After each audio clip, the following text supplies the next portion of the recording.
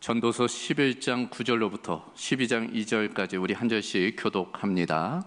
청년이여, 내 어린 때를 즐거워하며 내 청년의 나이들을 마음에 기뻐하여 마음에 원하는 길들과 내 눈이 보는 대로 행하라.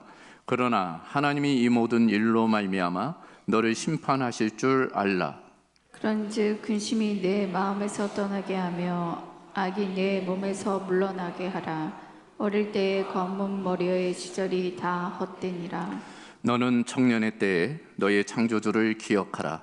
곧 공고한 날이 이르기 전에, 나는 아무 낙이 없다고 할 해들이 가깝기 전에, 해와 빛과 달과 별들이 어둡기 전에, 비 뒤에 구름이 다시 일어나기 전에 그리하라. 아멘.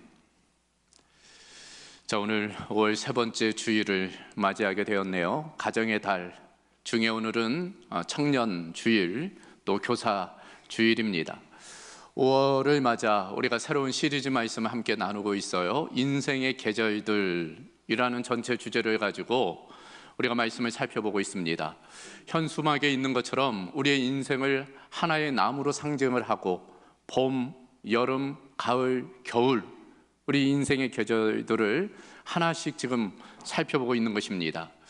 그 중에 첫 번째 시간 살펴본 것은 인생의 계절 중에 봄의 계절을 살펴보았어요. 봄은 어떤 계절일까? 무엇보다도 생명의 계절, 생명이 움트고 꿈틀거리는 생명의 계절이지요.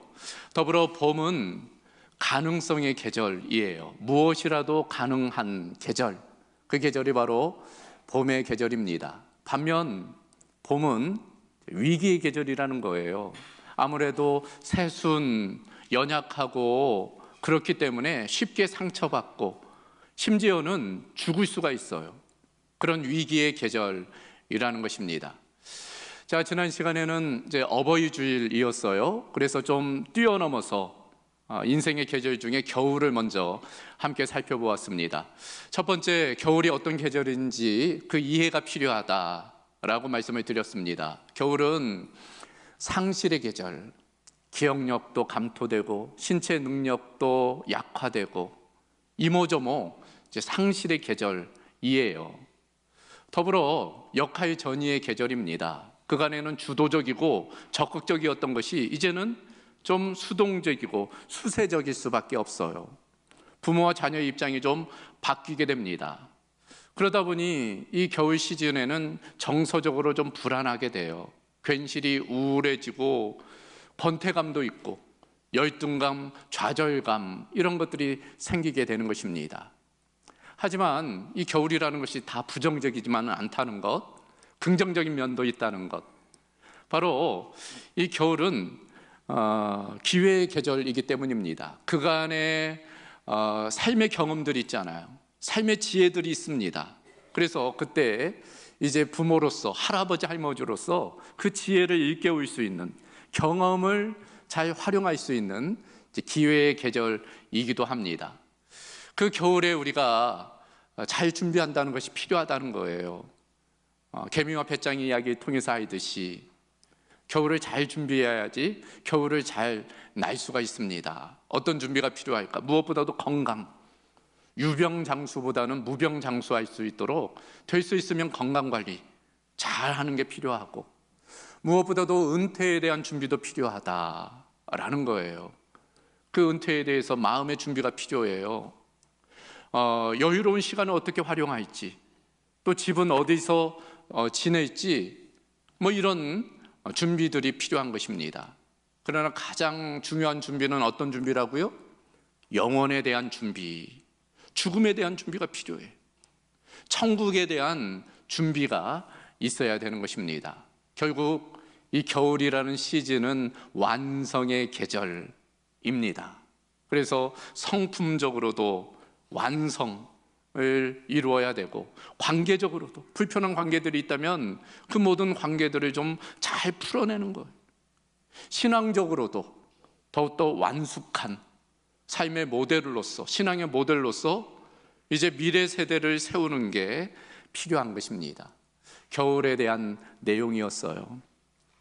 여러분, 그래서 전도서 3장 10절 또 또 11절을 보면 이렇게 되어져 있습니다. 범사의 기한이 있고 천하만사가 다 때가 있나니 하나님이 모든 것을 지으시되 때를 따라 아름답게 하셨고 또 사람들에게는 영원을 사모하는 마음을 주셨느니라. 각 때마다 아름다움이 있다는 거예요. 겨울 시즌만에 그 아름다움을 발견하는 것, 지혜입니다. 무엇보다도 영원을 사모하는 마음을 주셨으므로 그 기간에는 영원에 대한 준비, 영원에 대한 소망, 영원에 대한 기대가 필요하다는 거예요. 자, 이와 같이 우리의 인생의 계절 중에 가장 처음과 가장 마지막을 지금 함께 살펴본 거예요.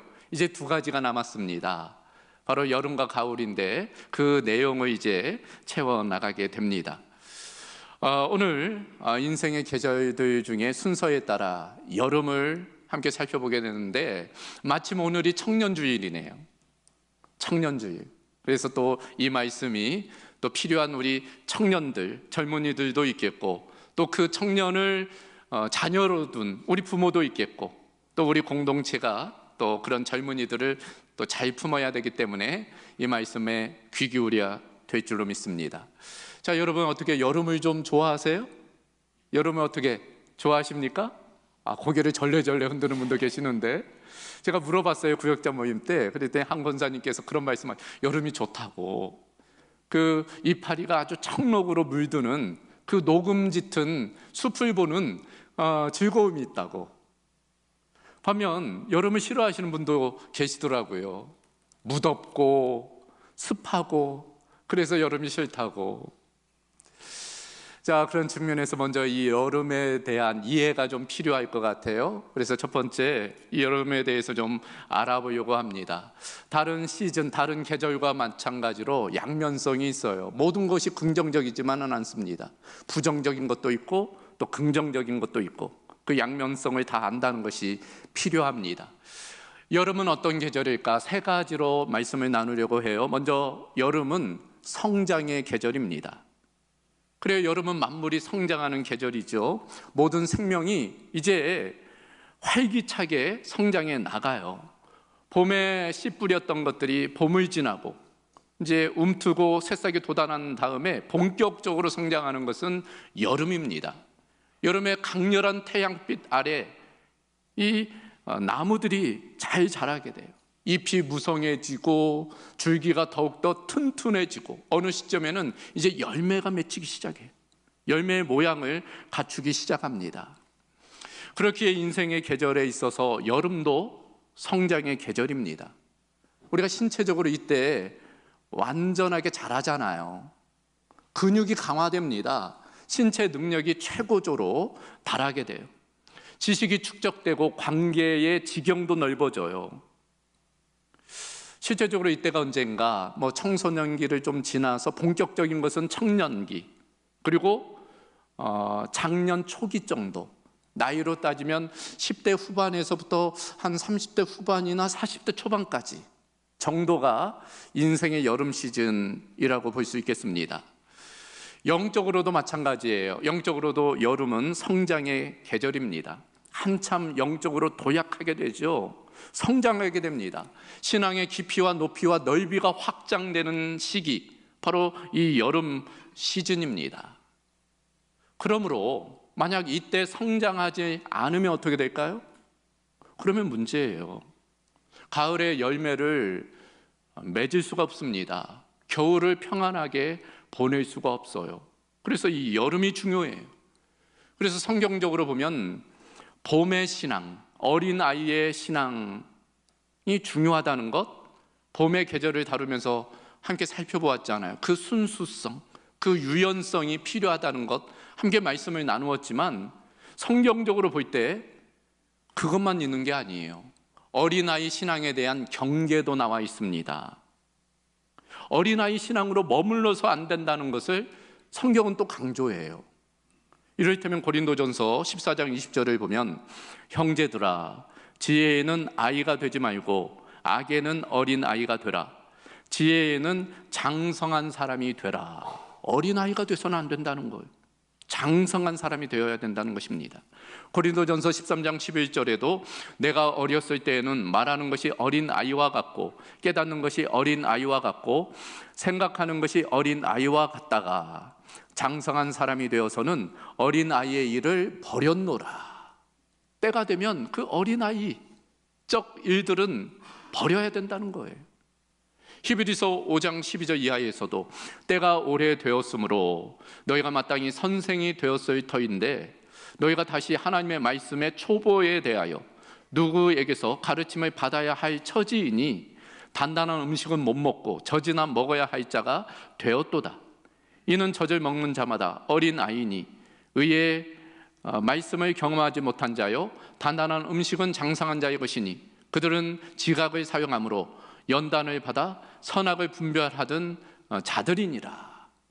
지금 어린아이의 신앙에 대해서 경계하는 것입니다. 때가 되면 단단한 음식도 먹어야 되는데 계속적으로 그냥 이유식만 먹고 있으면 안 된다는 거예요.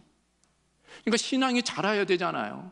교회 다닌 지 10년 되고 20년 됐는데도 아직도 제자리 걸음에서 머물러 있으면 안 된다는 거예요. 그런 측면에서 이 여름의 계절은 성장하는 계절, 또 성장이 필요한 계절입니다. 한번 따라해 보겠습니까? 여름은 성장의 계절입니다. 두 번째로 여름은 열정의 계절이에요. 그리고 여름 하면 떠오르는 것이 열정이잖아요. 참으로 뜨거운 계절, 여름입니다. 그와 마찬가지로 인생의 여름도 참으로 뜨거운 계절이에요. 청소년기, 청년기, 피가 뜨겁잖아요. 피가 끓어워요. 열정입니다. 신앙적으로도 마찬가지예요. 여름은 열정의 계절이에요. 이때만큼 뜨겁게 예배할 때도 없잖아요. 뜨겁게 기도하고 뜨겁게 복음을 전하고 찬양하고.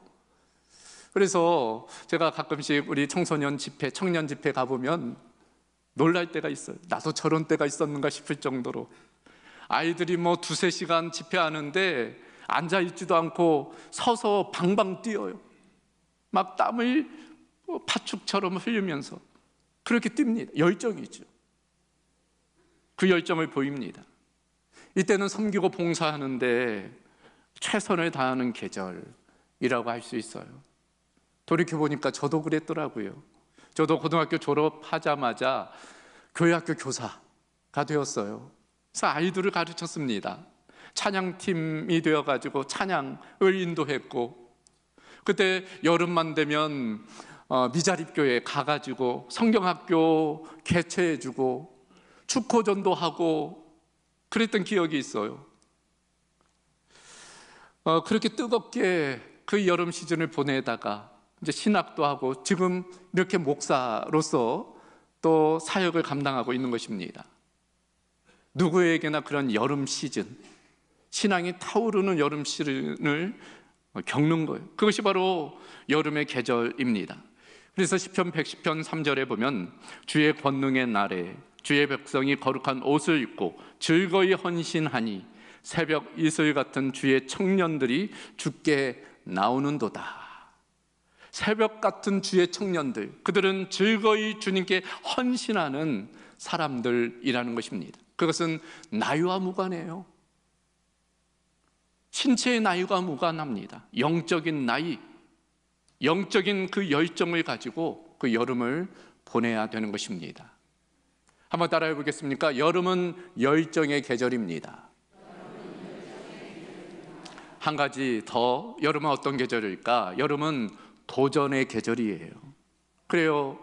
이 여름이 성장 또 열정의 계절인 반면 도전의 계절이기도 해요.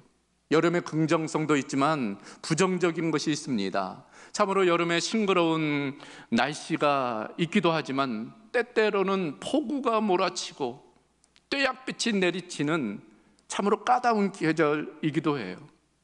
이때 생육이 왕성하게 진행되기도 하지만 반면 여러 공격들이 있잖아요. 잡초들은 왜 이렇게 잘 자라는지, 병충해는 왜 이렇게 많은지 여름에 경험하는 문제입니다. 그 불볕더위가 사람을 힘들게 만들어요. 무더위가 사람을 지치게 합니다. 장마 기간은 어때요? 긴 여름 장마가 우리의 기분을 처지게 만들지요. 인생의 여름도 마찬가지입니다. 때때로 싱그러운 젊음을 뽐내기도 하지만 그때 내면 가운데 폭풍과 몰아치기도 하고 또 여러 가지 불볕더위로 인한 고통을 경험하기도 합니다. 그 시즌에 이제 집을 떠나게 되잖아요. 독립하게 됩니다. 자립하는 과정, 마치 광야를 지나는 것과 같은 어려움들이 있어요. 척박한 세상 속에서 홀로 독립해야 되는 그런 어려움들이 있는 것입니다. 그러면서 또 가정을 이루고 또 자녀를 낳고 하면서 그때의 도전들, 어려움들이 있어요. 공격이 있고 유혹이 있습니다. 신앙적으로도 마찬가지예요. 이 어간에, 이 여름의 열정의 계절에 오히려 많은 유혹들, 도전들이 있는 것입니다. 사실 이단에 빠지는 많은 경우 열정 없는 사람이 빠지는 것이 아니라 열정이 있는 사람들이 빠져요. 그래서 청년들이 그렇게 많이 이단에 가잖아요. 유혹이고 도전입니다. 중요한 것은 그런 것이 있다는 것을 아는 거예요. 그래요. 성장하기 위해서는 따라오는 것이 있습니다. 소위 성장통이지요. 자녀를 키워보면 어느 시점에 아이들이 관절이 아프고 근육이 아플 때가 있어요. 갑자기 키가 막 크다 보니까 성장통이 오는 거예요. 근데 그것은 겪어야 됩니다. 그래야지 키가 자라고 마음의 성장통도 겪어야지 성품도 인격도 자라는 거예요. 그 도전이 오히려 성장의 기회가 되는 것입니다. 대나무도 그렇잖아요. 여러분, 대나무의 마디가 어찌 보면 고통이에요. 그런데 그 마디가 있으므로 대나무는 오롯이 올곧게 하늘 높이 서나갈 수 있는 것입니다. 갑각류라는 것이 있죠. 가재나 새우나 게 이런 것들이 갑각류인데 겉이 딱딱해요. 그러다 보니 성장하려면 어떻게 해야 돼요? 탈피해야 됩니다. 그 갑옷을 벗어야 돼요. 문제는 그때가 가장 위험한 시기예요. 자기의 연약함이 드러나기 때문에. 그런데 그 탈피를 해야지만이 성체가 될 수 있어요. 그래서 몇 번에 걸친 탈피의 과정을 거치는 것입니다. 그런 도전, 그런 공격이 있다는 것을 아는 것이 필요하고 그것을 잘 이겨내는 것이 필요합니다. 그런 측면에서 여름은 도전의 계절입니다. 한번 따라해 보겠습니까? 여름은 도전의 계절입니다. 자, 이와 같이 여름은 성장, 더불어 열정, 도전의 계절인데 그렇다면 두 번째로 어떻게 해야 될까? 이 여름을 잘 보내야 된다는 것. 이 여름을 지혜롭게 잘 보내야 된다는 것입니다. 그래서 오늘 본문을 통해서 이 여름을 지혜롭게 보내는 것이 어떤 것인지를 좀 함께 살펴보려고 그래요. 여러분, 오늘 본문은 전도서입니다. 지혜서 중에 하나이죠. 다윗의 아들 솔로몬이 쓴 성경으로 알려져 있습니다. 여러분, 솔로몬에 대해서 좀 아시죠? 지혜의 왕입니다. 세상에서 가장 화려하고 뜨거운 여름을 보낸 인물, 그가 바로 솔로몬이에요. 성경을 보면은 이 솔로몬의 그 업적이 무엇이고 그 지혜가 어떠하고 그 명성이 어떠했는지를 우리에게 보여줘요. 참으로 대단한 인물입니다. 그 솔로몬 때 이스라엘이 가장 부국강병했고 태평성대를 이루었어요. 오죽하면 그때 이 백향목이라는 목재가 있거든요. 이 목재가 얼마나 흔했든지 뽕나무같이 흔했다라고 되어져 있어요. 그리고 은은 너무나 흔해 빠져가지고 길에 굴러다니는 돌멩이처럼 여겼다는 거예요. 심지어 이 솔로몬은 후궁이 700명, 첩이 300명, 거느리는 여인들이 1000명이나 됐다는 거예요. 그러니까 세상적으로 보면은 인간이 누릴 수 있는 모든 부귀영화를 다 누린 인물, 뜨거운 여름을 보낸 인물, 그가 바로 이 솔로몬입니다. 하지만 우리가 알다시피 이 솔로몬은 그와 같이 가장 찬란한 그 여름의 계절을 낭비해버려요. 신앙적으로 그 계절에 하나님을 떠납니다. 우상을 숭배하게 돼요. 아마도 솔로몬이 노년기, 그 겨울에 와서야 그걸 깨달은 것 같아요. 그래서 자신의 그 젊은 날의 과오를 기억하고 인정하며 자신의 아들 혹은 젊은이들에 대해서 너희들은 그렇게 살면 안 된다 해서 쓴 성경이 이 전도서라고 할 수 있습니다. 그런 측면에서 이 말씀을 우리가 귀 기울여야 할 거예요. 여름의 시즌 어떻게 보내는 것이 잘 보내는 것일까? 오늘 본문을 통해서 세 가지를 생각해 보면 그 첫 번째는 행하라는 거예요. 해야 될 것을 잘 행하는 것, 그것이 여름을 잘 보내는 것이다. 9절 말씀을 보면 청년이여 내 어린 때를 즐거워하며 내 청년의 날들을 마음에 기뻐하여 마음에 원하는 길들과 내 눈이 보는 대로 행하라. 여기 보면 청년들이여 즐거워하라, 기뻐하라, 원하는 것을 행하라 라고 되어져 있어요. 공동번역 성경으로 이 본문을 읽어보면 좀 더 와닿아요. 그러니 젊은이들아 청춘을 즐겨라. 내 청춘이 가기 전에 하고 싶은 일을 하며 즐겨라. 가고 싶은 데도 가고 보고 싶은 것을 보아라. 영어 성경으로 보면 be happy, young man, while you are young. happy, 즐거워하라는 것. 그 기간을 기뻐하라는 것입니다. 그래요, 여러분, 청년의 때는 인생의 황금기이잖아요. 가장 찬란한 계절입니다. 그래서 독일의 그 문학가, 그 괴테가 파우스트에서 이렇게 이야기했는데 머무르는 순간이요 너는 정말 아름답구나. 마치 그와 같이 잠깐 머무는 순간. 그래서 청년의 때는 찬란한 계절인 반면 찰나의 순간인 거예요. 그래서 그 기간을 지혜롭게 보내는 게 필요합니다. 이 청년이라는 단어의 의미, 사전적으로는 신체적으로나 정신적으로 한창 힘이 넘치는 시기에 있는 사람이라고 되어져 있어요. 신체적으로도 정신적으로도 가장 왕성한 때, 이때가 바로 청년의 때라는 것입니다. 그때를 즐기라는 거예요. 그때를 기뻐하라는 것입니다. 그때 하고 싶은 것들을 열심히 행하라 라고 이야기하는 것입니다. 그런데 문제는 오히려 그렇게 혈기왕성한 그때에 오히려 침체되고 무기력하게 그 시간을 보낼 수 있다는 거예요. 오늘날 우리 시대, 우리 젊은이들의 안타까움이, 물론 여러 가지 상황적인 문제들이 있어요. 그럼에도 불구하고 그 시기를 그렇게 보낸다는 것에 대한 안타까움이 있는 것입니다. 그래서 이재철 목사님의 청년아 울더라도 뿌려야 한다라는 책에 보면 이런 이야기가 나와요. 한 청년이 한밤중에 그 저수지 뚝에 오른 거예요. 그러면서 자신의 지금 그 청년의 때를 생각하면서 막 한숨을 내쉬면서 답답해하는 거예요. 근데 마침 어두운데 그 주변에 돌멩이들이 있는 거예요. 그 돌멩이를 잡아서 그 저수지에 던지면서 시간을 보내는 겁니다. 그러다가 어느덧 시간이 지나 새벽이 밝아온 거예요. 그리고 습관처럼 그 돌을 집어 저수지에 던지려는 찰나 보았더니 그것이 황금이었던 거예요.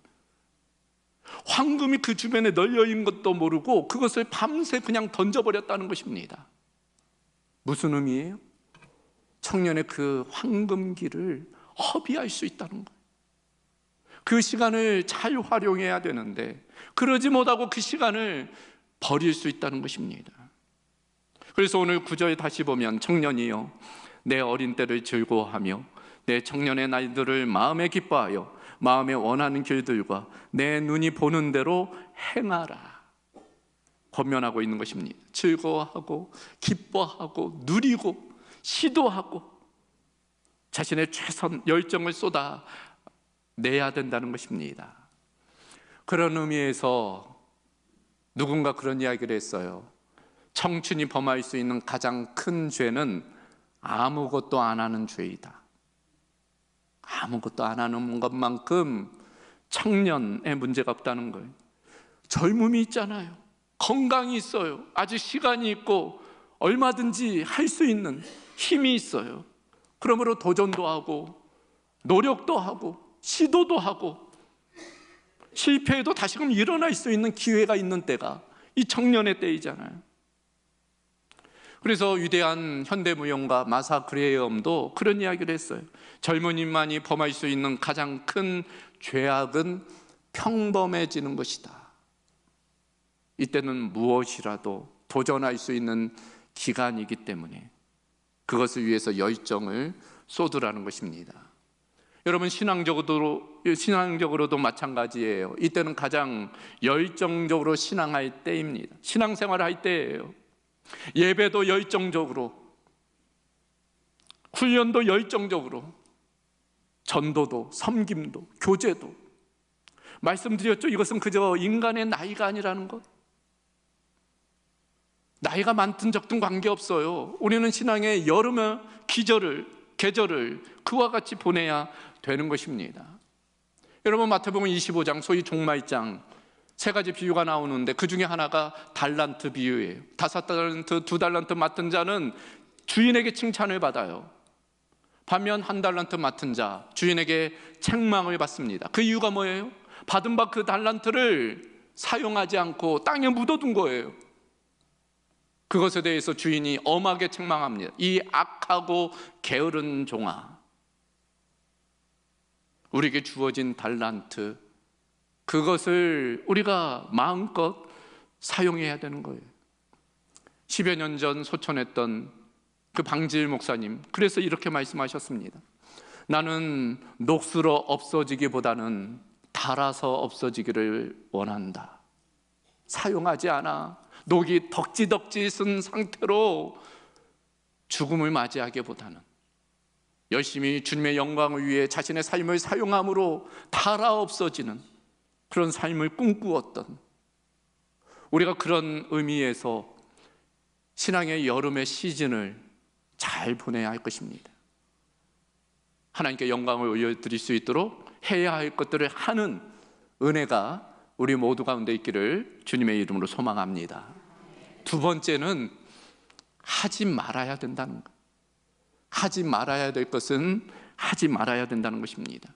9절 말씀 다시 보면, 청년이여 내 어린 때를 즐거워하며 내 청년의 날들을 마음에 기뻐하여 마음에 원하는 길들과 내 눈이 보는 대로 행하라 라고 했더니 무엇이든 해도 된다 해서 하면 안 된다는 거예요. 그것은 방종이기 때문이에요. 여러분, 자유와 방종은 다르지요. 자유는 자기가 한 일에 대한 책임, 그건 자유예요. 방종은 그걸 벗어나는 것입니다. 그래서 오늘 본문 9절 하반절에 분명히 이렇게 되어져 있어요. 그러나 하나님이 이 모든 일로 말미암아 너를 심판할 줄 알라. 즐기고 기뻐하고 무엇이든지 행할 수 있지만 그러나 심판이 있다는 것을 기억하라는 거예요. 자신이 한 일에 대한 책임이 있어야 된다는 것입니다. 그래서 10절을 보면 그런즉 근심이 내 마음에서 떠나게 하며 악이 내 몸에서 물러가게 하라. 가장 에너지가 왕성한 그때 그 청춘을 잘못 둔 곳에 그 에너지를 사용하지 말고 그 악에서 자신을 떠나게 하고 물러가게 해야 된다는 것입니다. 왜 그래야 될까? 10절 말씀 보면 어릴 때와 검은 머리의 시절이 다 헛되기 때문이라는 거예요. 결국 그 시즌이 지나갈 것이기 때문에, 물거품처럼 사라질 것이기 때문에, 그때가 영원할 것처럼 그렇게 살아서는 안 된다는 거예요. 그래서 언젠가 한번 말씀드렸지만 소위 바니타스화라는 것이 있어요. 17세기경 유럽, 특별히 네덜란드 중심으로 이루어진 미술의 한 학풍입니다. 화풍이. 이 바니타스화라는 것이 사진에 보는 대로 해골이 등장하고 모래시계가 등장하고 참 어두워요. 그러니까 인생의 덧없음을 표현하는 그림입니다. 왜 바니타스화라는 이름이 지어지게 된 것일까? 전도서 1장 2절을 보면 헛되고 헛되니 모든 것이 헛되도다. 이게 라틴어로 보면 바니타스 바니타툼 옴니아 바니타스, 거기에서 바니타스, 헛되다. 그 의미로 이런 그림을 바니타스화라고 부르게 되었다는 거예요. 인생의 덧없음, 젊음도 지나간다는 것을 깨우치는 거예요. 그래서 중세시대 수도사들이 서로 간에 만나면 그렇게 인사했다는 것 아니겠어요? 메멘토 모리. 메멘토 모리 들어보셨죠? 죽음을 기억하라. 죽음을 기억하라. 그래요. 젊은 시절 인생의 황금기입니다. 아름다운 꽃일수록 벌레들이 들끓어요. 여러 도전 유혹들이 있습니다. 그런 유혹과 도전을 잘 극복해야 돼요.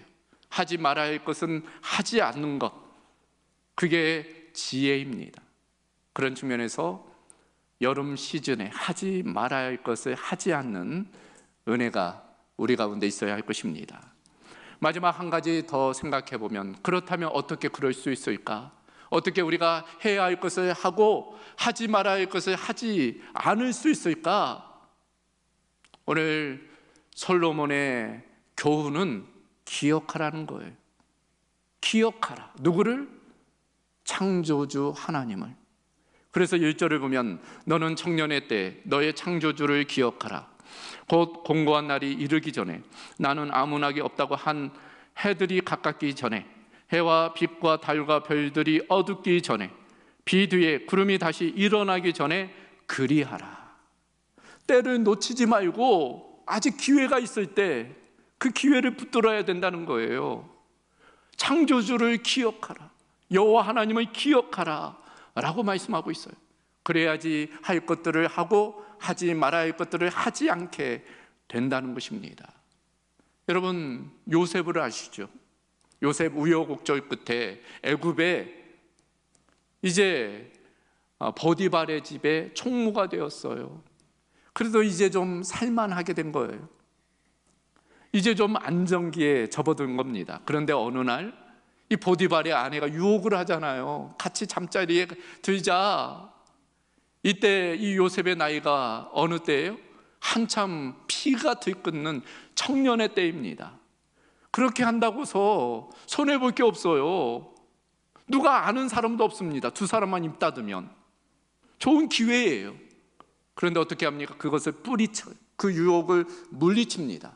어떻게 그럴 수 있었어요? 요셉의 말은 이것입니다. 창세기 39장 9절을 보면 내가 어찌 이 큰 악을 행하여 하나님께 죄를 지으리까? 아무도 보지 않지만 하나님은 나를 보고 계신다. 나는 하나님 앞에 있다. 소위 코람데오, 신전의식, 내가 하나님 앞에 있다는 것, 그런 마음으로 살게 되면 그런 도전과 유혹을 이겨낼 수 있는 거예요. 그렇다면 하나님 앞에 선다는 것이 무엇일까요? 구체적으로 그것이 무엇일까요? 그건 바로 말씀 앞에 서는 거예요. 하나님의 말씀을 내 앞에 두는 것입니다. 내 마음에 두는 거예요. 그리고 그 말씀을 살아내는 것입니다. 그래서 여러분, 성경 중에 가장 긴 절을 가지고 있는 성경이 시편 119편이에요. 무려 176절입니다. 놀라운 것은 그 매절 한 절 한 절마다 말씀과 관련된 단어가 강조되어져 있어요. 계명, 율법, 규례, 이런 단어들이 한 절도 빠져 있지 않고 176절까지 되어져 있습니다. 그 본문 중에 9절을 보면 이렇게 되어져 있어요. 청년이 무엇으로 그의 행실을 깨끗하게 하리이까? 주의 말씀만 지킬 따름이니이다. 청년의 시절을 우리가 어떻게 깨끗하게 거룩하게 보낼 수 있을까? 주의 말씀을 지킬 때. 또 105절에는 이렇게 되어져 있어요. 주의 말씀은 내 발의 등이요 내 길의 빛이니이다. 어두운 세상 속에 우리의 걸음을 비추는 그 빛이 무엇이냐? 하나님의 말씀이라는, 그 말씀이 우리의 인생의 길을 비출 때 실족하지 않을 수 있다는 것입니다. 그래서 에베소서 5장 26절에 보면 이는 곧 물로 씻어 말씀으로 깨끗하게 하사 거룩하게 하시고, 하나님은 내가 거룩하니 너희도 거룩하라 말씀하셨어요. 우리가 어떻게 거룩하게 돼요? 물로 씻어 말씀으로 깨끗하게 하시고 거룩하게 하신다는 거예요.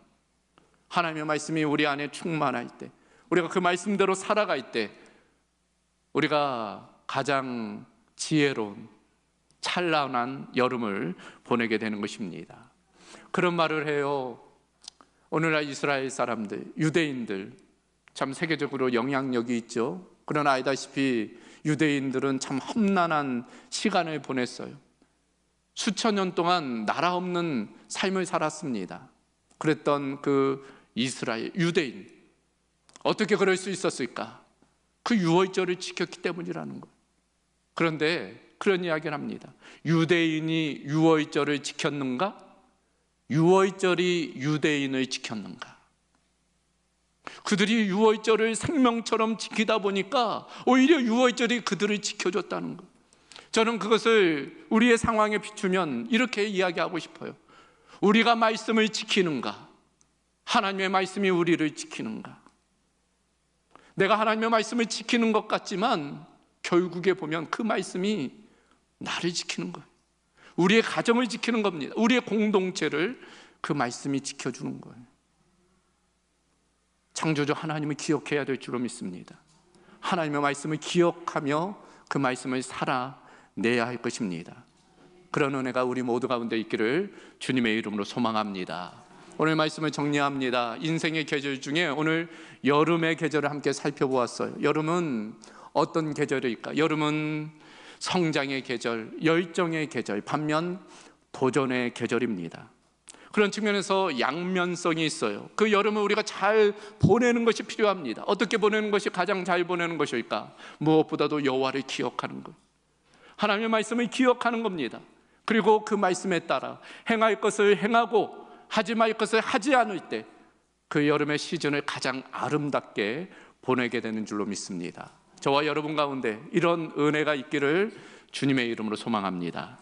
하나님 감사합니다. 인생의 계절들 중에 오늘 여름의 시즌을 함께 살펴봅니다. 여름이 참으로 생명력이 넘치고 또 가능성이 넘친 성장의 계절이며 또 열정의 계절인 반면 도전의 계절임을 보게 됩니다. 이때 많은 유혹도 있고 공격도 있으므로 그것을 잘 이겨낼 수 있도록 하나님 우리 가운데 지혜를 일깨워 주시되 여호와를 경외하는 마음으로 하나님의 말씀을 우리의 삶의 빛으로 등으로 비추어가며 살아가는 은혜가 있게 하여 주시옵소서.